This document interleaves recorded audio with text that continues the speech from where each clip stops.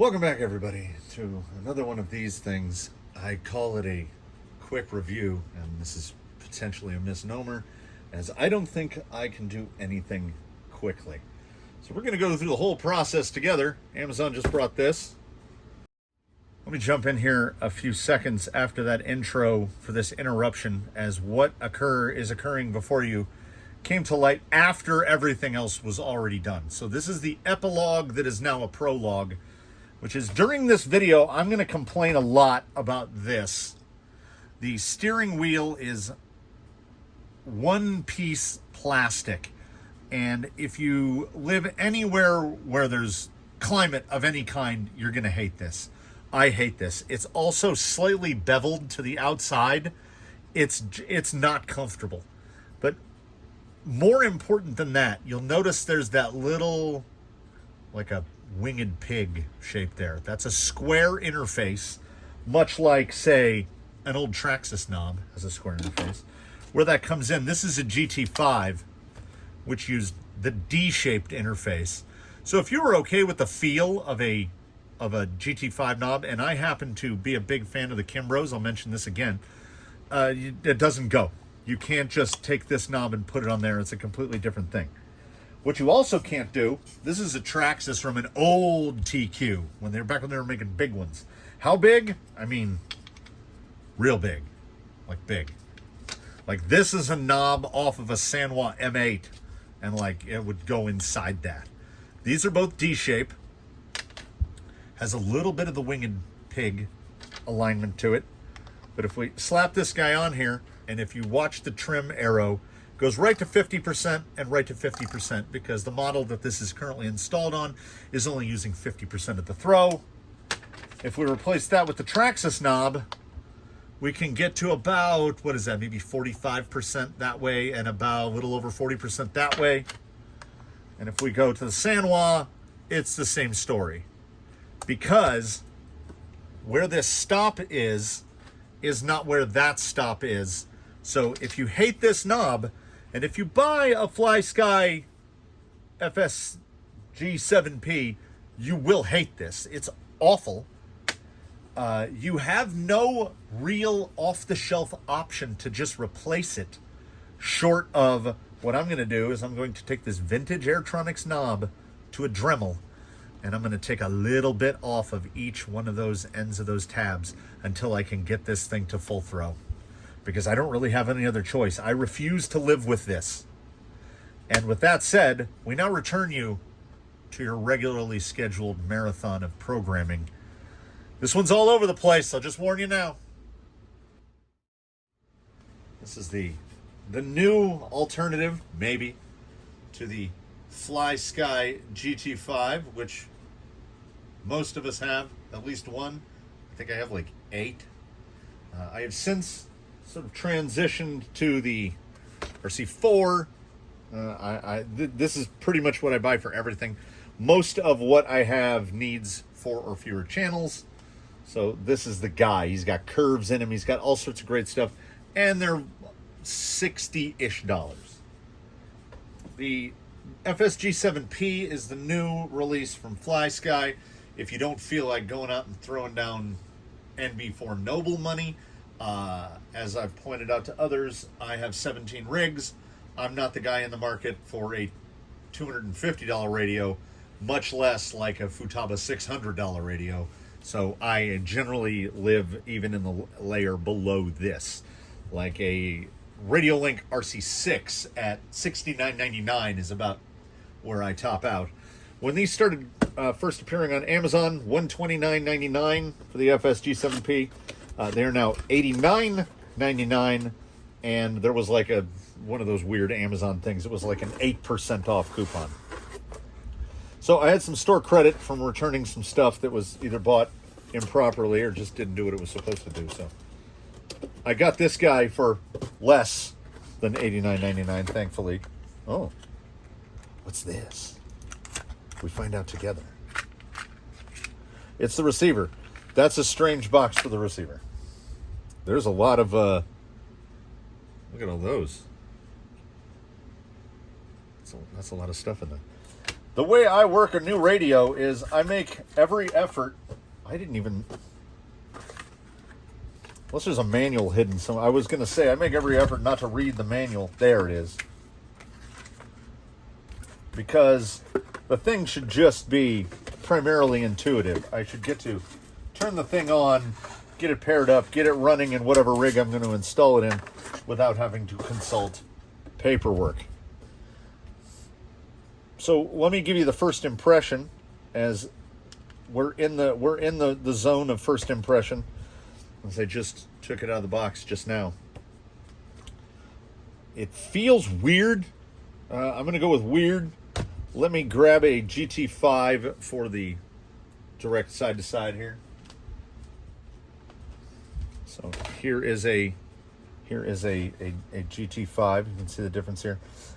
First, let's call this a problem. I don't know if it's a problem to others. The steering wheel is one piece and it is all plastic. For me, that's not great. This part, the tension, which is not adjustable. It is not adjustable on the GT5 either. But it feels pretty good. It's a little too springy as we're talking about something that just has an all plastic knob. If you have abnormal thumbs, which I do, if you'd never seen in any prior video the abnormality of my thumbs, most people can't reach a wheel like that. I mean, I can get pretty far in there. It's actually it's a little closer. It's higher. You can see that angle there. So the wheel is definitely up higher on the 7. We're just going to call it the 7 versus the 5. Trigger feels better on this, on the new one. There's a nicer spring to it. Now, it does not have any batteries in it, so it feels remarkably top heavy. Is Rusty? Yeah, we're gonna steal Rusty's batteries for this, as I don't have a. I thought I had a big stick of batteries laying around, but I do not. We will get to where this guy is going to go, and I will give you any... Oh. Fails not set, fail safe. Need to set? No. Ooh. Well, I feel positive about the display. I probably should have taken the batteries out of something else so we can compare a GT5 display. If you own a GT5, you know what the display looks like. This is definitely nicer. Look at that. I don't know how much I would use the timer or any of that. And let's see. Oh.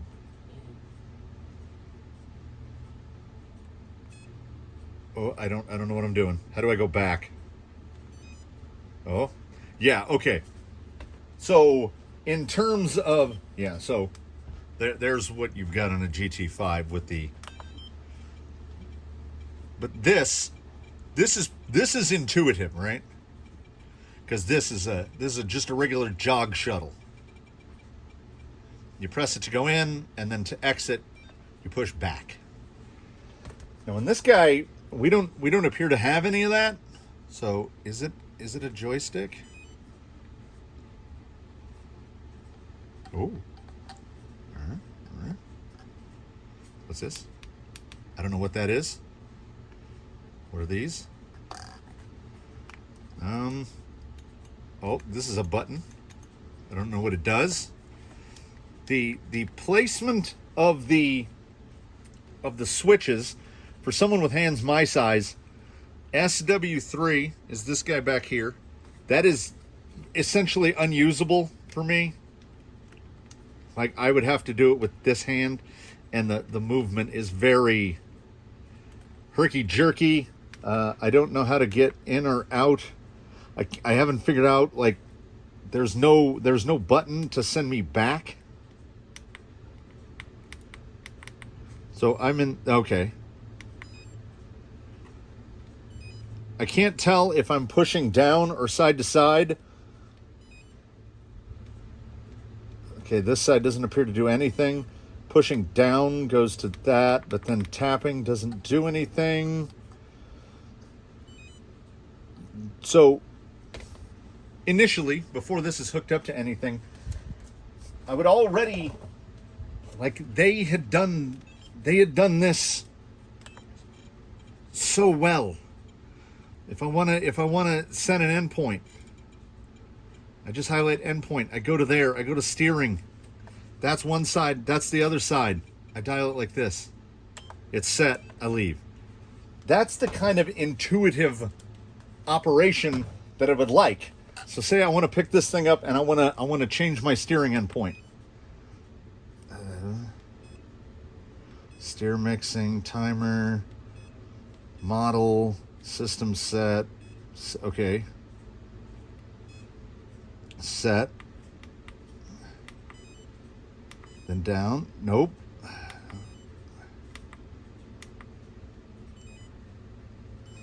Okay. Yeah, you can get there. Nope. There we go. But what we have, yeah. We're asking one little multifunction button to do a lot. I can get there. Also, it's a little busy. Like, do I really need to see all of my dual rates down at the bottom? I don't use dual rate on anything. So for the test purpose, well, not a test. This guy got bought, so this guy got a job. He's going in this guy because the problem with Jolly Green, if there aren't many, is that you can see unused servo here. He gave up his 2-speed transmission because he didn't have enough channels for it. And I kind of feel like now, transitioning back to the whole nonsense mode. So somewhere over here we go. So here should be all the parts necessary to install the lockers. We're not going to discuss that now. That's not what this video is about. But what we're going to do is I'm going to take this guy out with his radio and I'm going to drive it around. And I'm probably going to even set a timer. I'm going to have Siri do that so that we just wheel him around a little bit in the shade because I want to get a feel of this stuff, set my benchmark so it's fresh in my head, and then we'll bring this back indoors. We will take all of his RC4 stuff out. We will install this, by today's standards, absolute monster of a receiver. This is like a Traxxas sized receiver. For point of comparison, this is what will be coming out. It's not that much bigger until you're trying to wedge it into a case. So this will be fun to do. And then we'll go through that process a little bit. I still feel positive about it, aside from the fact that virtually every one of my radios has one of these Kimbrough rubber wheels on it. So hopefully this wheel can be replaced with another wheel so that I can at least put a foam on it, because that's a loss of a point with an all plastic steering wheel. I don't like that at all. So let us take this thing and drive it for like 5 minutes or less. Let's go with that. And then bring it in, get it installed, do it again. And that will be how this goes. All right, kittens and kittens, let's welcome back to the Zen Zone. We've got a nice breeze here. It is 102 degrees, but there's a delightful breeze, and we're not here to faff about. We are here to diagnose and analyze. This camera now needs to be aimed down a little more. There we go. So we're going to deal with the tangibles here, which is how much, like I have to deal out a fairly appreciable amount of pressure. Oh yeah, okay. This will be enough that this should be visible on camera. Okay. Look at that. So, effectively, there's where it tips. You saw how much that moved, right? So, I'm not getting all the trigger. And I'm thinking that's because I probably have some Throttle Expo in here. I do. So I have a curve set. If that's showing up through the polarization filter, there's the curve. So at tip in is 6%, but still, that is a good amount of deadband. I have excellent low speed control. Let's see. So there we go. Now to be fully fair, we should, okay, now the curve is off. Yeah. All right. So now there's nothing.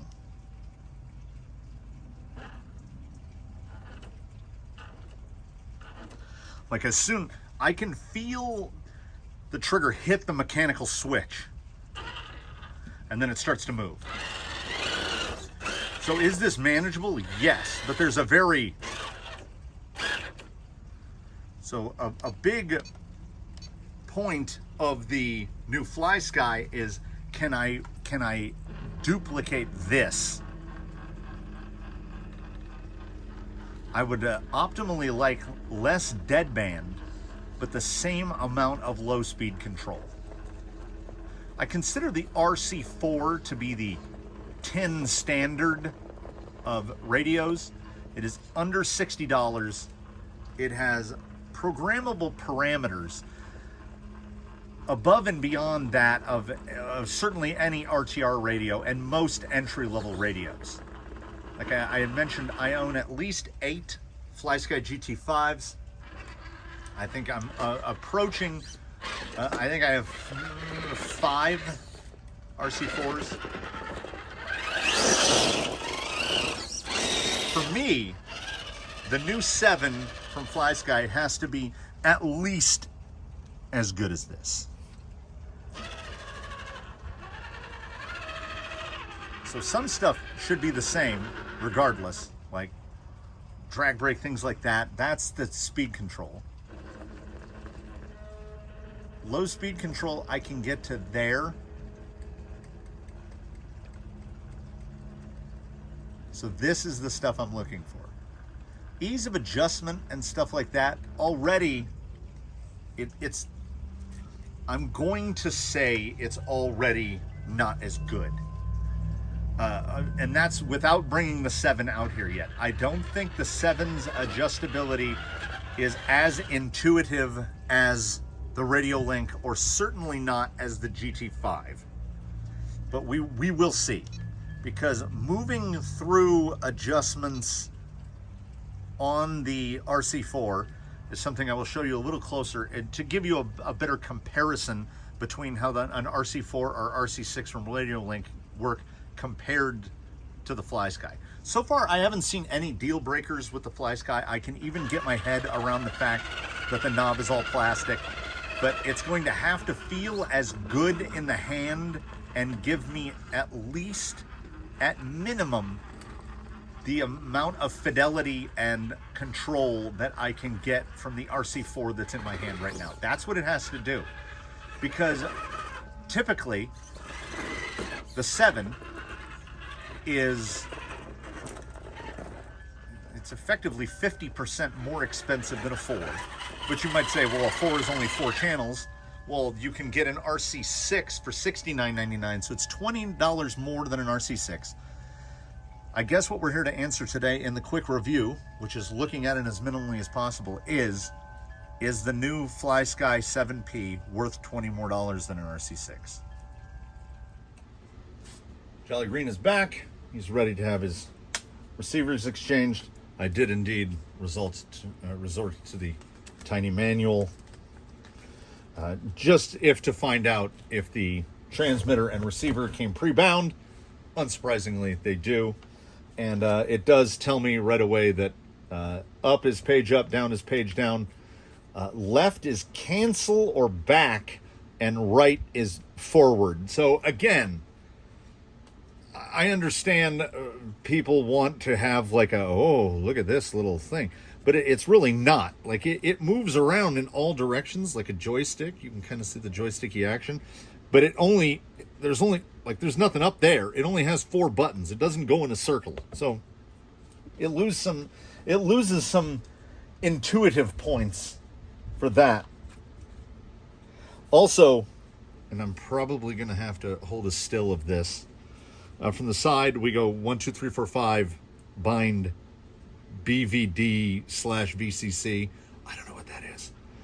Then we've got channel 6 is actually over here, and 7 is over here. And then this one says sends, and this one says servo.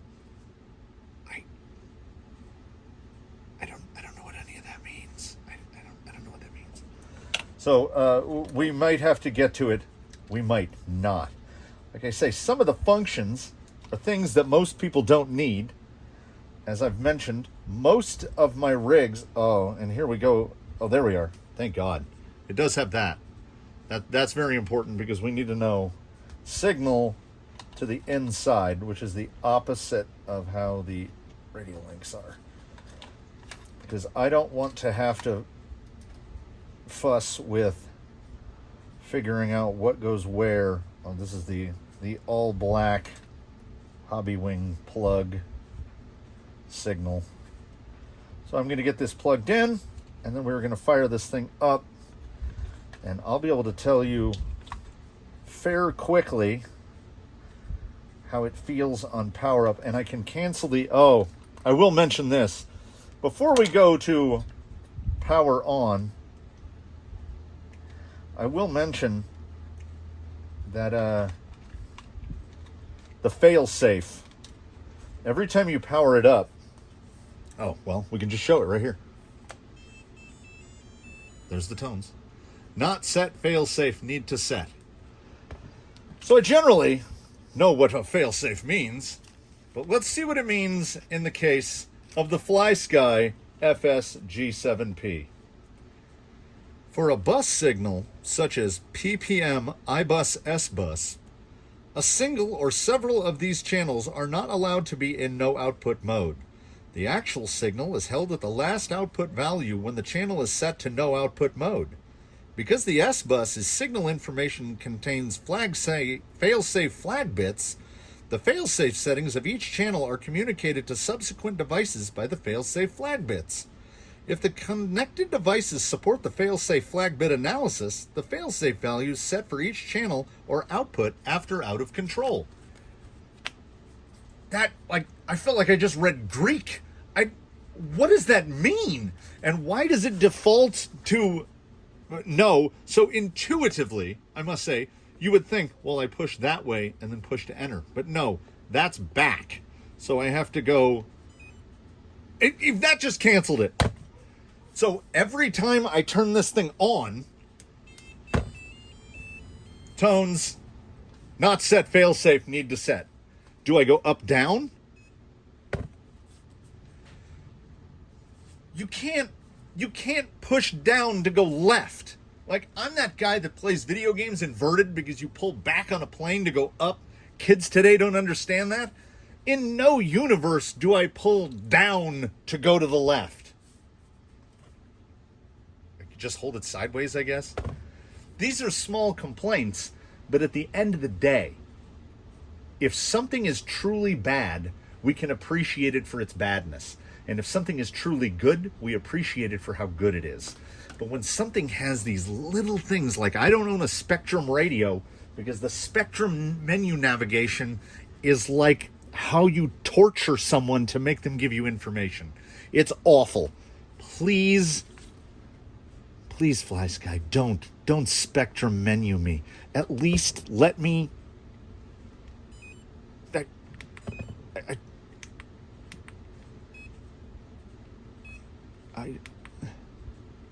Back. It's kind of spectruming me a little already. So I'm just gonna have to acknowledge the fact that this is gonna go on forever. Then I go over, and then I go reverse, and I want no.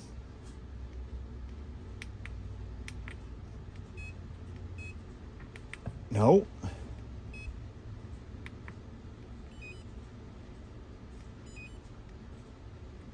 all I want to do is get to channel 2. That's all I want to do. Okay, up. Nope, it's down. Yeah, because down to 2, not because 2 is below 1, right? So you go down to 2 and then down from 3 to 2. Oh, okay. Because as we know, with a hobby wing product, throttle must be reversed.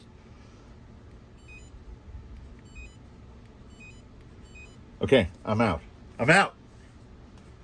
All right. Now we're going to plug it in, and we are going to see how throttle calibration works.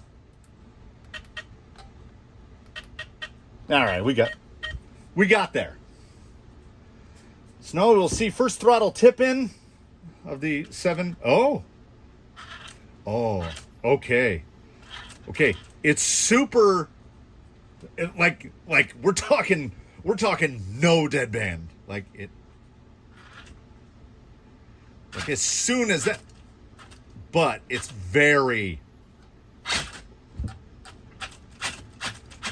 it's a jumpy little fella. So I'm going to get this buttoned up. No need to watch that. We've all seen a Traxxas receiver box put together. I'm going to get this buttoned up, and then we're going to do more things. Once again, perhaps this is something that I get overly hung up on. The relative intuitiveness level of an electronics object. So here we have our venerable GT5, and I want to make an endpoint adjustment. I press the multifunction. I go to EPA. I press it again for steering. This goes up. This goes down. I was at 73. I press to confirm, and when I want to exit, I press back. That's how long it takes on that. If I want to do it on an RC4, I hold the 2 buttons down to enter menu. It remembers where I was last time, so ordinarily it'd be on language. So I go to EPA, I push enter. It's at 44% for both ways. I hit enter, plus to go up, minus to go down. If I want to hit the other channel, I go enter, plus to the other channel, plus minus. There it is. That's how hard it is to do it on those 2. Endpoint adjustments are things that are made regularly. We get to the 7, here we shall call it. We push the big multifunction button. It takes us to set. We have to push it to the right to get to EPA. We push it again. We go into the endpoint. Now, I want to go to that left channel adjustment. I can't push that way because that's canceled. I can only push this way. And it pushed it and it entered it. So I got to push back to get out of it. So now I go up, moves to the left. So basically, if I want to get to channel 4 high, I have to scroll through. And then once you're in it, you have to tap it, and then it's down for smaller, up for bigger. Then this does nothing. Back, back, back, back. There are some points lost there for me. Also, I guess by default, the screen is on this giant timer, I guess, all the zeros.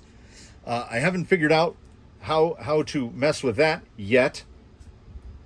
I wish it didn't say dual rate all the way across the bottom. These are trims. I guess that's fine, but if your stuff is set up, you should have no trims. So we've got a big, beautiful display here. We will see over time how much that eats battery and how fast. But it's displaying, aside from battery information and what model I'm on, none of this information is of any value whatsoever. Because what does this one show me? The model and the battery voltage. This is showing me the same thing this is showing me. It's just doing it in a prettier, like old school Timex Indiglo screen kind of way. I'm not trying to be negative about the FS-7P, but it's not showing me anything yet. Also, I would like to point out, for better or worse, this is the opposite of a Spectrum, if you've ever had to deal with a Spectrum. None of the aux channels are set at all. You have to program them. So like my diff lock is my only channel on this one currently. It's going to have a whole bunch more. But the only one that's in operation is channel 3 for the diff lock, and none of the switches operate it, which is kind of good, because on a Spectrum you have to fight through what's pre-programmed. On this one there's nothing. How do I get to it?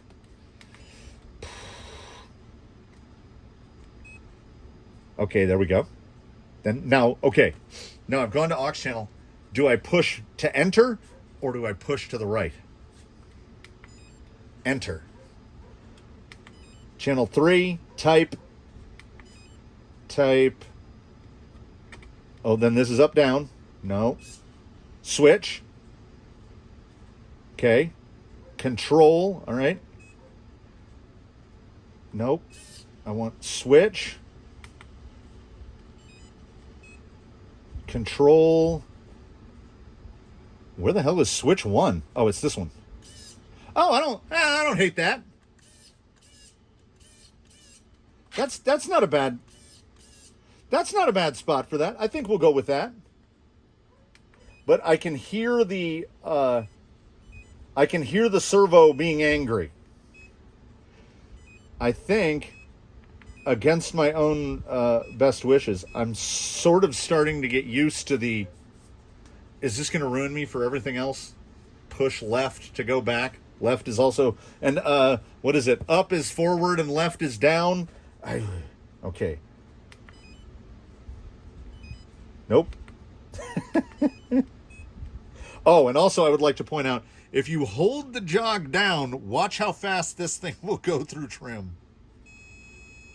Yeah. I mean, if before we had problems about them not going through fast enough, this goes through really fast. Okay, I just took half the range out of that, and it didn't appear to do anything at all. Then you got to go back. I really want to push the button to go back. I can hear that thing just whining. There we go. What? Nope, still locked. Still locked. Yeah, that's something no one needs to see. I'm going to get this thing set to lock and unlock, and then we're going to make it, do the rock thing. It actually turned out to be not too bad. I started to kind of get, I got the feel for it. I am going to have to check, I am going to have to look into curves, because if you just, like I'm used to, you saw the deadband on the RC4. I keep doing that, and you notice the mat is way over there because I keep launching stuff across the. It's so like, wow. There's such a thing as no deadband, and this might be too much. You barely move in it, and he goes. So let's get this button back together, and I'm going to test it as is. We'll see how it goes as is, see how the control is, and then I will look and see if the curve adjustment is similar to what the RC4 offers, because frankly, without it, if this thing has all of these adjustabilities, and you saw that setup screen where you can individually set every aux channel, you can mix every channel, you can assign all the switches to stuff. I mean, you can name your models, you can do all your calibration, you can do all that stuff. That's all great. But if it lacks what I would consider the basic functionality of being able to go into here, and I mean, they don't name this intuitively. I'll say it was steering speed, throttle expo, throttle speed. It's in throttle expo, you enter, and then you have forward curve, forward VTR. I don't know what that is. Forward expo, brake expo, and I go to forward curve, and I set my own curve, which, yeah, apparently introduces some deadband, but it also enables you, when driving, to not do that. Like, I can't move it less than about 6 inches at a time. And I'm going to need more fine control than that. Now, I will say, the trigger feels really good. Like the pull of it is very smooth. But I need access. I have to have some control curves because the damn 3300.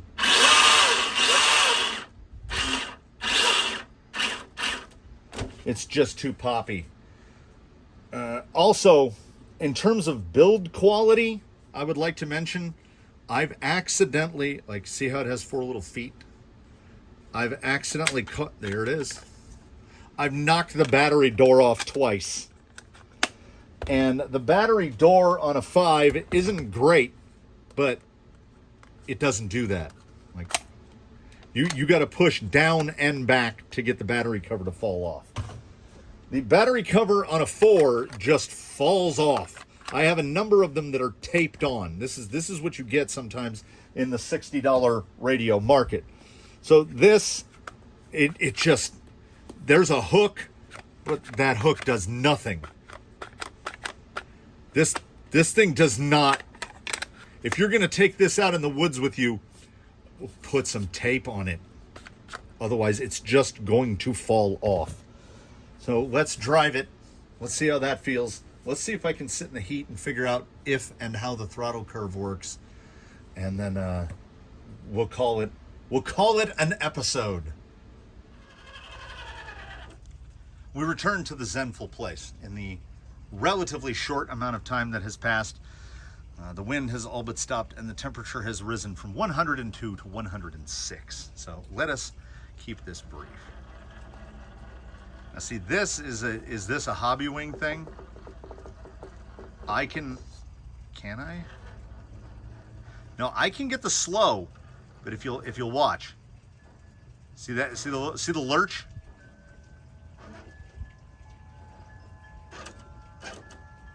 There's a lurch in forward, but effectively no lurch in reverse. I also have to say, what I had initially analyzed in the unboxing portion of this program as a drawback, the all plastic knob, if it's 106 outside, it's not just a drawback, it's terrible. I actually have to grip this knob. I will check to see if other knobs fit it.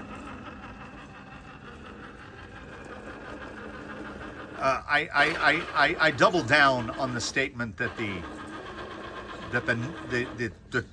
trigger feel is really good. I did not make any changes. Why can I not make it up this all of a sudden? There we are. Yeah, it needs a curve though.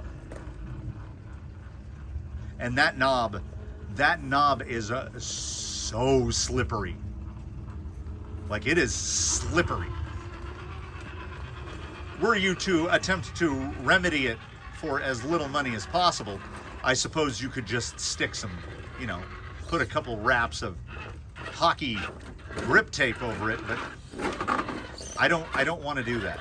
Let's get this guy down to a little bit shadier of a spot. Let's pull him right here, and I am going to take some me time to go through these menus. So let's go straight to curve, and we'll go to throttle curve. So it's just a basic expo curve is all it is. I think it might be too bright out here to show it, but we'll try it anyway. Yeah, there we go. We just have a basic, it's basically a linear curve. And I gotta go back, and then I go down, and I push it, and I go on.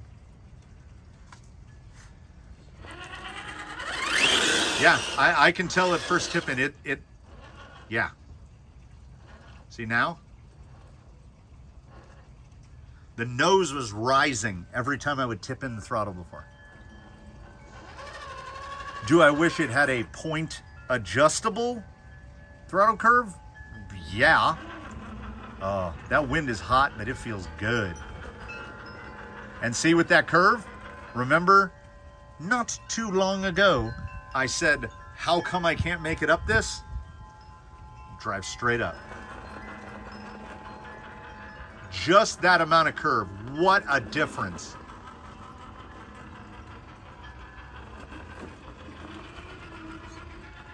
It's transformative. It really is.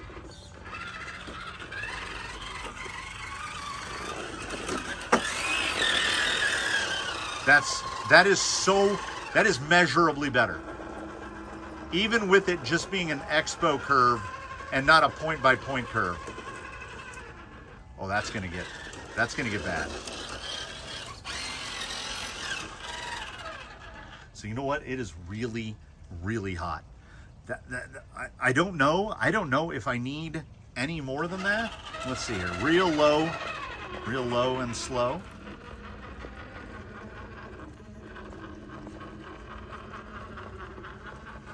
Like it ain't even a thing. Oh. I unlocked the front end. Wasn't enough. This is why I want to be able to unlock more. I want to, that front's definitely unlocked. Ah! I'm going to get into the stuff like, is the main screen configurable? And I'm going to do that, you know what, I was going to say, but I'll save that for a later date. I'm going to do that right now, in between when this camera turns off and when this camera turns on again. So in between the transition, let me fill you on what's going to happen. I am going to see if I can reconfigure that main screen, or if I can even figure out how to reconfigure that main screen. And then I'm going to give my closing thoughts on this with a short pro and cons list on the what is it, the FS-G7P. And we'll call it, no matter the length, we will call it a quick review. So I'll now give you the quick review thoughts, pros, cons, and I mean, it's a little early. I generally don't like to give a recommendation of don't buy this or buy this based on that much experience. You basically saw nearly in real time what went on. But I can give you pros and cons. In terms of the pros, it feels pretty good. It has the same the same kind of solid feel of the GT5. I never thought that the GT5 felt like a particularly cheap radio. This one also doesn't feel like a cheap radio. So that is a pro. It looks good, which is a pro. I'm even okay with fake carbon fiber, though I generally loathe fake carbon fiber. The feel in the hand is pretty good. I do have large hands, so if you have very small hands, your mileage may differ. It's got a lanyard attachment point. Apparently you can attach a phone up here somewhere in the front. And that would be, so far, tactile-wise, that's the end of the pros list for me. Cons, tactile-wise, is that knob is terrible. It's solid plastic, and it's slippery. We saw what it's like to navigate menus. It's something that you can sort of adapt yourself to, but at the same time, it's not great. And along with that, throttle trim, steering trim. It has a little, they might not show up, but that says ST, and that says TH, and they have a nice tactile feel back and forth. We've got steering trim and throttle trim. Same thing, right? Nice and flat. Perhaps even more of a better layout than what Radiolink does, because you can't accidentally hit them and mess your trims up. I have before, like, you know, everybody's done that before, you know, accidentally hit a trim. So where's the trim? Unfortunately, the trim has gone the same Battlestar Galactica technique of the multifunction button back here, which is this little guy. So up and down is throttle, but see the little center part? Watch how far I have to go for it to move. It just moved. So 1, 2, 3, 4. That duty is the center. So it's like 4 clicks of the button to get the little hash mark to move over 1 spot. 8 clicks made it move over 2 spots. Steering is side to side. See, moved a little. Moved a little.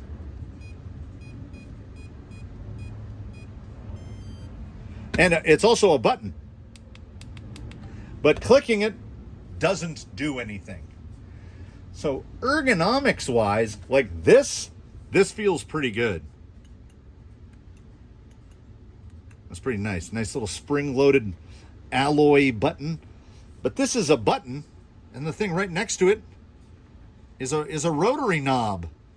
So we're going to make them look effectively identical. When you look at it from the side, you can see that this one is knurled to twist and this one is not. As far as these go, the VR2 knob is in an okay placement. Like if you had a Phoenix and you want to set your overdrive, this might not be bad, but the detents are not deep enough. Like it doesn't detent well enough.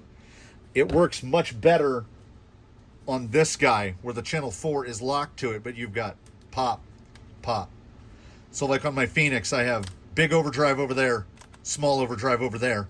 And if you go into the center, he's rear wheel drive only. Like I will say, side by side, if you were setting up a Vanquish Phoenix, this is a better radio. Like it's easier to program it and then dig. The sole drawback being that on the GT5, you can't turn this into a momentary. This guy is arguably in a better position because you can do it. It's located so like if I'm driving, I could dig there or there. This guy doesn't have dig, so it's not going to be an issue. But the control through the menus is... It's not Spectrum bad, but it's bad. And then we've got this. Like there's no... Like when they say push, you assume that means push down. No, like you can take it off like doing a magic trick. That's barely even holding on. This for trims, which in my mind, trims are something you have to use when something's gone wrong. You're out in the field, you're not near your house, your steering is wonged to one side or the other. You can dial a bunch of trim into it. This is not intuitive. The big main screen is not a plus. It's very FlySky. None of this information is valuable to me at all. I can go to this, which I value 5.4 type TX vol. And it has an up and down. It doesn't do anything. You can go back out of that. You can push up and go to channel monitor, which is sort of helpful. Like if I'm unlocking, say it shows where the endpoint is going. But there's no context to it.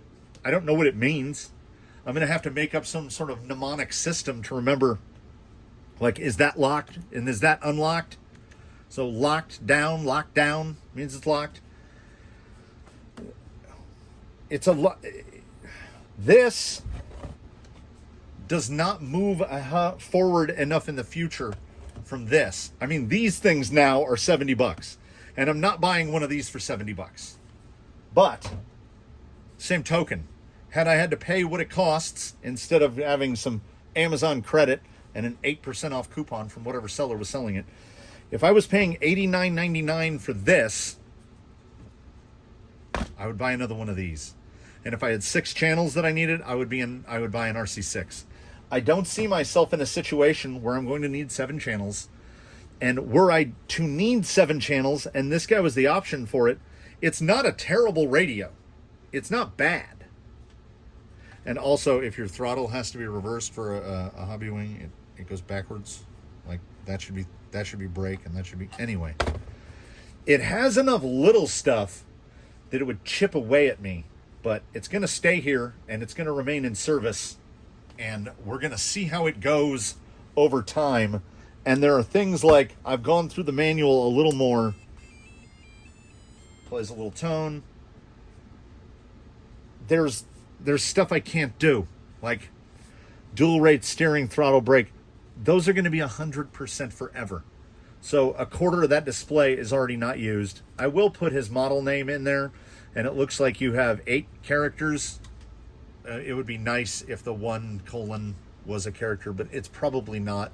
So you've got 8 characters to work with. We've got a visual representation of steering and throttle. We have these, which are useless. I'm never going to run a timer. Nor, I assume you have to assign the timer to a button, because I couldn't even tell you how to start the timer, nor do I need a timer at any point just dominating the middle of my screen. So it's very FlySky in that way, in that look how shiny, look how much stuff, but it's not providing me any information I need. And the menu navigation is nightmarish. The knob feels terrible. The battery door wants to fall off. Functionally, so far it's just great. I'm going to put some lights on here. He's going to get his other diff lock servo hooked up. He's going to put to test more of the channels, but that's for later. And this is an quick view of the FlySky FS-G7P, and I give it a hearty. I wanted more, you know. I wanted more and less at the same time. So I don't know. I would say probably not, because I can't really think of someone who dwells in a niche where their primary thing is, I need 7 channels. I want more fidelity in my curves, or I want a radio that just works. If that was a program, if these were programmable, if these were more programmable and you could user define what they do, it would inarguably be a better radio than this one. The ability to program all the buttons is great. Give me the ability to dial in curves the way a Radio Link, the way an RC6 or an RC4 do. I don't know. There's also a sensor port on the receiver. I don't know what that actually supports. Like, can I put a temp sensor on it? If I put a temp sensor on it, where is it going to display it? I think I'm most disappointed by the display, the fancy display. And that in the amount of time it took to record this video, I've watched the battery display drop from 5.7 volts to 5.4, which is not inspiring of confidence. So there you have it. Take away with it what you will, from it what you will. This is where we sit. There's another radio in the fleet, because honestly, I bought another radio because I need this radio for something else. So there you go. The FlySky FS-G7P. For confusion, the receiver is the R7P, to help us all. I give it a solid out of 10. Thanks for watching, everybody. Comment below, ask any questions, tell me I'm wrong. I dare you. And at the same time, I look forward to seeing you in the next one.